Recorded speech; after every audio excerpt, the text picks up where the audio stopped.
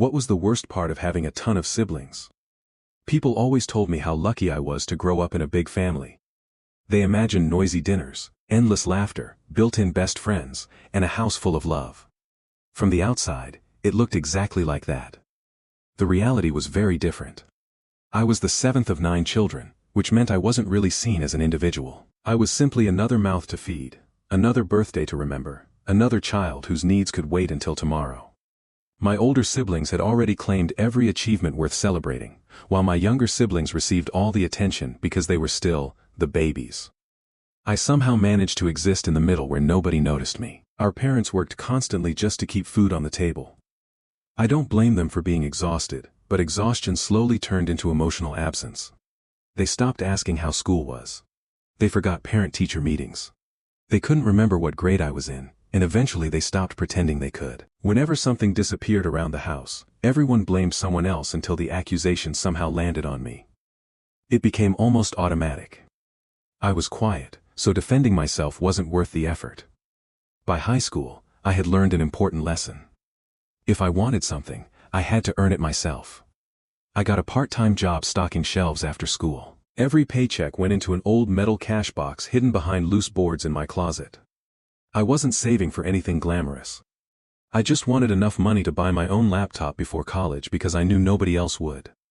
After nearly 2 years, I had saved almost $3,000. One afternoon I came home from work and found the box empty. At first I convinced myself I had moved the money somewhere else. I hadn't.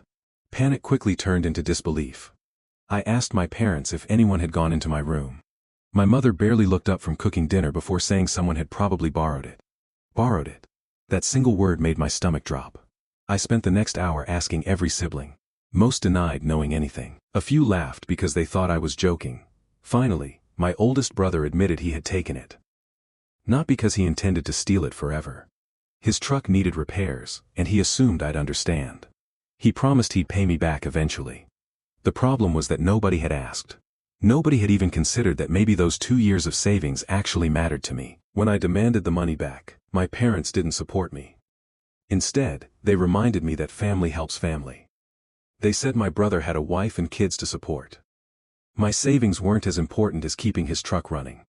I remember standing there realizing that everyone else's emergency automatically became my responsibility. Mine never mattered. I stopped arguing. The next morning I opened a new bank account without telling anyone. Every paycheck after that went directly into it. Then I started working even more hours. I skipped vacations, birthdays, holiday gatherings, and almost every family event. Everyone complained that I was becoming distant, but nobody asked why. 4 years later, I graduated college debt-free. I accepted a job several states away and quietly packed everything I owned into my car. The day I left, only one of my sisters came outside to hug me goodbye. She whispered that she understood why I was leaving. No one else even noticed I had already driven away.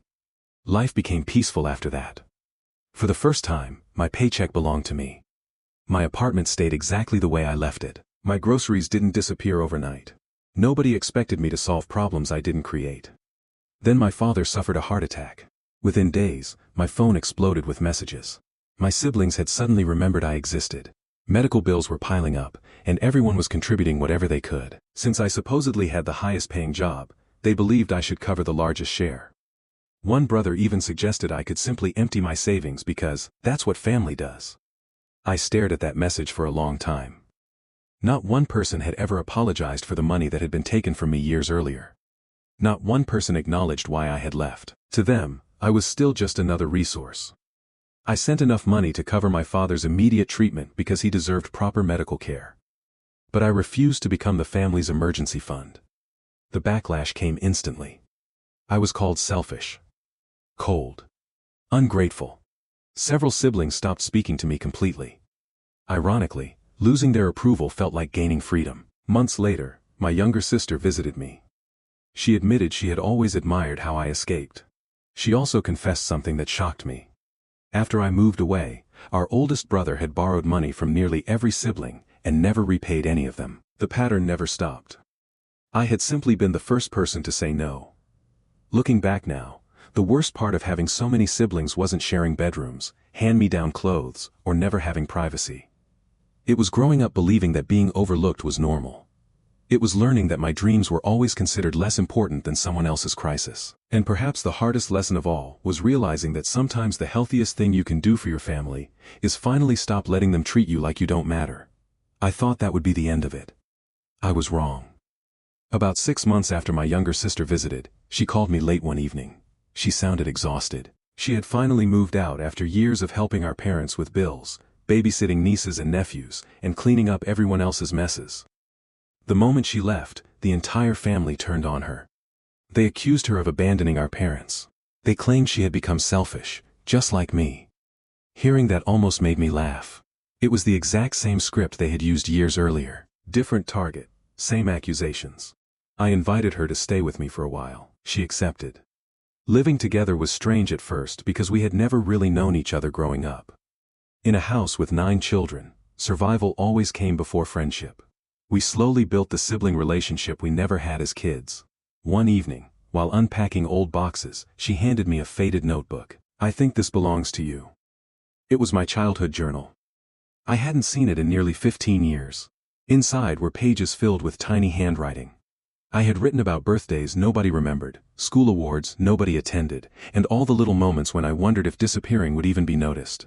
Reading those pages as an adult hit me harder than I expected. I realized I hadn't imagined any of it. For years, I had convinced myself I was exaggerating. The journal proved otherwise. A few weeks later, my mother called unexpectedly. She wanted the family together for my father's 70th birthday. Against my better judgment, I agreed. When I walked into the house, almost nothing had changed. The same crowded living room. The same old dining table. The same people talking over one another. Only this time, I wasn't the quiet kid standing in the corner. I was an adult with my own life. Dinner started peacefully enough until my oldest brother joked about how I had become too important to visit. Several siblings laughed. Normally, I would have smiled awkwardly and changed the subject. Instead, I calmly asked him if he had ever planned to repay the money he took from me. The room went silent. He tried to dismiss it as ancient history. I reminded him that I had spent 2 years earning every dollar while he had helped himself in a single afternoon. My mother quickly stepped in, saying we shouldn't ruin the celebration by bringing up old arguments. That was exactly the problem. In our family, accountability always ruined the mood. The people causing the pain were protected. The people pointing it out became the problem. For the first time in my life, I didn't let the conversation die. I wasn't angry. I simply listed the facts. I explained how often my belongings disappeared growing up, how birthdays were forgotten, how achievements went unnoticed, how everyone expected endless sacrifices from whichever sibling happened to be doing well financially. Nobody interrupted, not because they agreed, because they couldn't honestly deny it. Eventually my younger sister spoke up. Then another brother admitted he had also lost thousands of dollars lending money to our oldest sibling. Soon stories started pouring out from every direction. One sister had co-signed a loan she was still paying off. Another had postponed college to help with family expenses. Someone else admitted they had secretly been seeing a therapist because they felt invisible growing up. It was like years of silence finally cracked open. My parents looked stunned. I genuinely don't think they realized how much resentment had accumulated. My father quietly apologized. It wasn't a perfect apology. He blamed stress. He blamed working too much. He blamed raising 9 children with very little money. But for the first time, he also accepted some responsibility. That mattered more than I expected. My mother wasn't ready. She insisted parents do the best they can. Maybe that's true. But doing your best doesn't erase the consequences. When dinner ended, I hugged my father goodbye. I hugged several siblings too. Not because everything had been fixed. Because honesty had finally replaced pretending. Over the following year, some relationships slowly improved. Others disappeared completely. My oldest brother never apologized. In fact, he accused me of turning everyone against him. I didn't argue. People reached their own conclusions after comparing experiences. I had simply stopped protecting the family's secrets. Today, our family is much smaller than it used to be. Not in numbers. In expectations. The siblings who genuinely respect one another still celebrate birthdays together. We help each other when we can, but nobody is expected to sacrifice their future to rescue someone who refuses to change. The rest drifted away. Sometimes people ask if I regret putting distance between myself and such a large family. The answer is no. I don't regret leaving. I regret believing for so many years that love had to be earned by giving up pieces of myself. The worst part of having a ton of siblings was never the crowded house or the constant noise. It was spending half my life believing that being overlooked was simply the price of belonging. The best part of growing up was finally learning that real family doesn't count how much they can take from you. They notice you. They respect you. And they never make you feel guilty for choosing your own peace. I figured life would finally settle down after that family dinner. Instead, the truth kept finding its way to the surface. About a year later, my parents announced they wanted to downsize. The old house had become too much for them to maintain, and several of my siblings volunteered to help clean out decades of accumulated belongings. I almost didn't go. Then my younger sister convinced me that it might be the last time we'd all be under the same roof. The attic was packed with dusty boxes that hadn't been opened in years. We spent hours sorting old toys, school projects, photo albums, and forgotten furniture. Near the back wall, I found a cardboard box with my name written on it. At first I smiled, thinking my parents had saved childhood memories. When I opened it, my smile disappeared. Inside were trophies from spelling competitions, certificates for academic awards, art projects, and medals I had completely forgotten about. Every achievement I thought had been thrown away had actually been placed in that box. The strange part was that I had never seen any of it displayed around the house. My older siblings had photos covering entire walls. Their graduation pictures hung in matching frames. Their sports trophies sat proudly in the living room cabinet for years. Mine had been packed away before I ever came home from school. My mother quietly walked over. She admitted she had boxed everything up because there simply wasn't enough room to display all 9 children's accomplishments. Someone always had to make space for someone else. And somehow, that someone usually ended up being me. She started crying before she even finished the sentence. It wasn't dramatic. It was the kind of crying that comes from realizing you've spent years defending decisions that hurt someone you loved. For the first time, I saw genuine regret instead of excuses. She apologized, not for one specific moment, but for making me feel invisible throughout my childhood. I accepted her apology. Not because it erased the past. Because carrying that anger any longer wasn't helping either of us. A few months later, my father passed away peacefully. His funeral brought every sibling together again. Old tensions resurfaced almost immediately. People whispered about the house. About savings. About who deserved what. It felt painfully familiar. Then the lawyer read my father's letter. It wasn't about money. It wasn't even a legal document. It was a handwritten message he had asked to be shared with all of us. He admitted that he had spent most of his life believing providing food and shelter was enough. Only after watching his children grow apart did he understand that being physically present wasn't the same as making each child feel valued. He wrote that raising 9 children had been the greatest joy of his life. And also the greatest responsibility he had failed to fully meet. Near the end of the letter, he wrote something that silenced the entire room. He asked us to stop measuring love by sacrifice. He said the family had spent decades rewarding the people who took the most while expecting the quiet ones to keep giving. He hoped the cycle would end with us. No one argued. No one interrupted. Several of my siblings cried openly. After the funeral, something unexpected happened. Instead of fighting over furniture or keepsakes, everyone started asking each other what items actually meant something personally. One sister wanted an old recipe book. Another wanted Dad's fishing rod.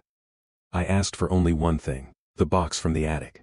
The one containing every forgotten piece of my childhood. It now sits in the corner of my home office. Every now and then I open it, not because I miss those years. Because it reminds me how far I've come. Today, I have children of my own. Only 2. People sometimes ask if we'll have a bigger family. I always smile and say our family already feels complete. Every birthday is celebrated. Every school concert is attended. Every report card is read. Every child knows they don't have to compete to be noticed. If one of them tells me something important, I stop what I'm doing and listen. Not because I'm a perfect parent. Because I remember exactly what it felt like when nobody did. Looking back, I no longer think the worst part of having a ton of siblings was sharing attention. The worst part was believing that love was a limited resource that had to be divided into smaller and smaller pieces.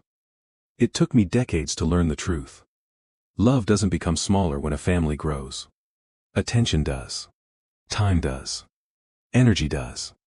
And if parents aren't careful, one quiet child can spend an entire childhood wondering if they mattered at all. I know now that I always mattered. I just needed to leave the noise behind before I could finally hear it. That's my story. Looking back, I don't hate my parents, and I don't hate my siblings. Most of them were simply trying to survive in a family that had more needs than anyone could realistically meet.